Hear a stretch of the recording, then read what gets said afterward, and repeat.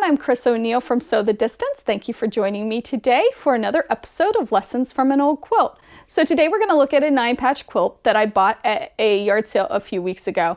And it is a bit tattered, but it's overall, I think, in really good shape. The woman who sold it to me told me it was made in the 1950s by her mother for the woman's brother when he was a baby, and it is really a beautiful, beautiful quilt. I did try to talk her into keeping this quilt for her brother, but her brother wasn't interested in it and was fine with it being sold. Makes me kind of sad, but okay. Anyway, it is a 9-patch pattern, and I do want to point out that True Blue Quilts has a tutorial right now up on YouTube that talks about why 9 patches are a good beginner block. So you might want to check that out. I'll put a link to her channel in the description here. So let's take a closer look at this vintage 9-patch quilt. So the block is here, and it's hard to see just because of the softness of the colors. There's not a ton of contrast in this quilt, which is fine, but it is something that I want to just make sure you can see the block. So the block is a 9-patch block. It is 9 inches by 9 inches. So each of the squares are 3 inches. And you can see it is tattered some, and most of the blocks are tattered. Part of the reason I believe is because of the quilting. It is hand quilted, and it is quilted around the perimeters of each of the blocks, which is lovely and it looks really nice. However, it did cause the quilt to split in those middles, and maybe, who knows, to preserve this, if the quilter would have done maybe some X's or some more quilting, we wouldn't see this much damage. That's just a thought on that. The blocks are just well worn and just beautiful though. So it is hand quilted and it is hand pieced, and the quilting is magnificent on it. So let's take a look at that quilting. So along with going around the perimeters of each of the blocks, the maker also did this beautiful rope design in the sashing. So when we look at a quilt, just so you know, if you're new to quilting, these are our quilt blocks, and then this in the middle here would be called sashing. If there were a square here, it would be called a cornerstone. Okay, so just to get some of the lingo right for you there. So the quilting in this area is just so pretty and so precise. You can absolutely see this rope. You can also see where it wore. It just, again, another piece of evidence where it was well loved. In the borders, so out here or on the edges of the quilt, it is a cross, like woven almost design, which I love because it is very geometric and it kind of goes with the softness of the rope and then with the geometric shape of the blocks, which I always love when that happens. Again, you can see many of these blocks are tattered, and again, it is has to do with that quilting. So we can see the batting too. It is a cotton batting, held up really, really well in this quilt. But many of these blocks, unfortunately, are in some pretty rough shape. So let's take a look at the back of the quilt. And here, you can really see the quilting. There's also a few stains, but they're minor considering its age.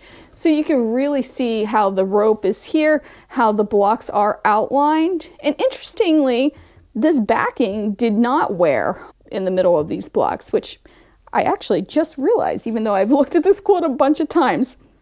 So you can see it is heavily quilted and it is beautiful. It's 2 pieces of fabric that are joined together here in the middle, and it's a beautiful quilt.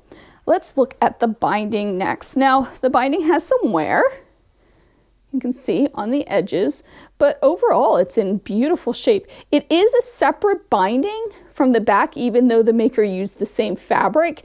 It is attached separately. And again, it's hand stitched down and it is hand finished as well. So let's turn it back around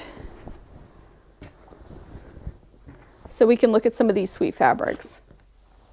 So these fabrics are absolutely older fabrics. Some of them are much older. Some are from like the 30s and 40s, and some of course are from the 50s. Fabrics are so cute. Like, I love this orange and pink. There's this wonderful red that has like bubbles in it, and it kind of goes with the florals in the background fabrics. And also these plaids, which if you watched any of my other videos, you know how much I love it when the plaids are straight in the block, or at least consistent. And we see another plaid right here too. These fabrics are all cotton, or appear to at least be all cotton, and are just so soft and supple. Now, one thing I do want to point out too is it has been washed, it has been dried, and you can tell because it's so crinkly, and it's just like the shrinking of the fabrics after it was quilted just makes it so cuddly and wonderful. You can really see it here on this block.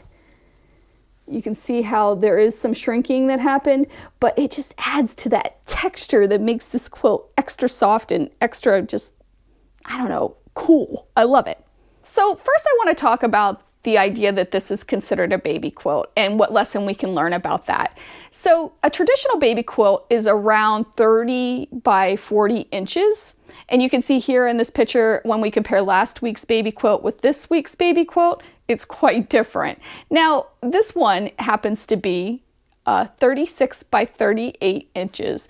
So that's quite large. That's a lap quilt, or even just a cuddle quilt that you'd have on the back of your couch. So what I think our first lesson is to maybe consider, if we are making baby quilts, to make them a little bit bigger than we would make for a traditional baby quilt. I could see where this quilt could have been used as an infant and then well into even adulthood. If we're going to put the work into a quilt, maybe consider making them a little bit bigger so they get more time and usage. Anyway, that's just a thought and something I personally learned from this quilt. The next lesson I want to talk to you about, I want to put a disclaimer out there and say that all rules are meant to be broken in quilting, okay? So even though this is a rule or a guideline, I first feel the need to tell you the guideline, but I also want to remind you that we can break these rules, okay? So that's my disclaimer. So let's talk about the sashing in this quilt. Our guideline or our rule in quilting is that the sashing strip should be no more than 1/4 of the size of the block. In this quilt, the block is 9 inches and the sashing strips are 4 inches wide. And that is 44% of the size of the blocks. And it does look a little off. It's almost like you want to see those 9 patches a little bit closer. And I think it's just something that's maybe pleasing to our eyes. It would have, in my opinion, maybe have made this quilt a little bit better, but it would have also reduced the size considerably, or the maker would have had to add more blocks. So there's a lot to consider when you're talking about sashing, and I want you to take that all in when you think about your quilt. So the lesson, to break it all down, is maybe this quilt would have shined a little bit brighter had it had smaller or skinnier sashing strips in it. So think about that when you're making the quilts. Again, rules are meant to be broken though. And the last thing I think that this maker could teach us is about the softness. The colors are soft, the contrast is very soft, and the texture is very soft. It's just a very soft, cuddly quilt.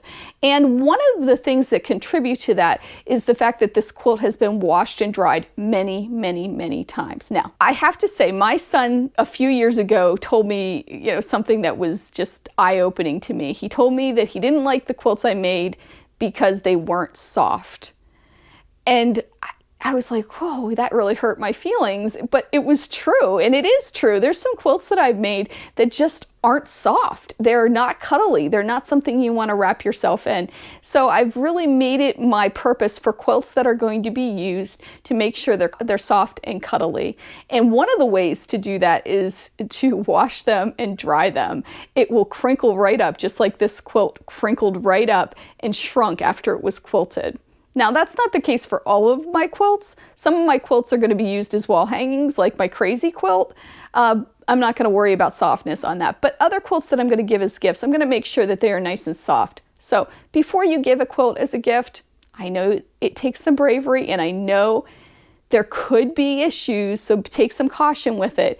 But consider washing and drying it first, because it will shrink some, and it will just make it so wonderful and soft. I hope you enjoyed looking at this quilt with me, and I can't wait to show you yet another 9 patch coming up in a week or two. So I will see you soon, and I hope you have a wonderful week and make some time to quilt.